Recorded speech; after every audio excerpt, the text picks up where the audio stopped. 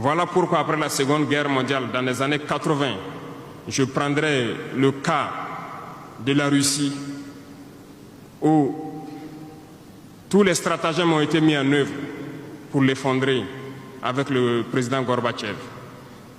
Aux États-Unis, c'est le président Ronald Reagan qui était à la manœuvre.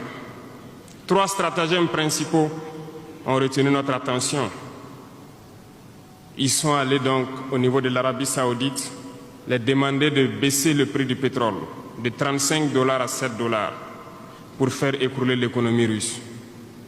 Parallèlement à cela, ces mêmes personnes qui viennent de quitter l'Afghanistan, soit disant qu'ils combattaient les talibans ont été reçus par le président Ronald Reagan à la Maison-Blanche. Ils ont été armés par la CIA. Les fameux missiles Stinger, Sol-Air, ont été livrés aux talibans pour combattre les Russes. Et plus tard, ils viennent supposer les combattre. Allez-y comprendre. Le 3e stratagème, c'était un bluff. Le projet IDS, Star Wars. Lisez, vous comprendrez pourquoi ils ont amené le président Gorbatchev à créer le projet Paulus qui a enfoncé la Russie.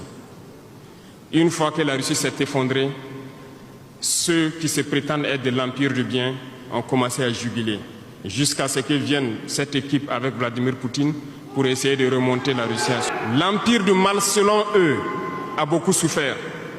Regardez l'Iran aujourd'hui, toutes les sanctions possibles. Regardez comment ils qualifient certains peuples. Par la communication, ils peuvent arriver à vous amener à faire détester un peuple ou à aimer un peuple. Ils sont très forts dans la communication et ils passent par tous les canaux possibles. Regardez les guerres qui sévissent. Ils ont tout inventé pour leur propre intérêt. Et enfin, l'empire des esclaves, selon eux, c'est l'Afrique et certains peuples d'Amérique du Sud.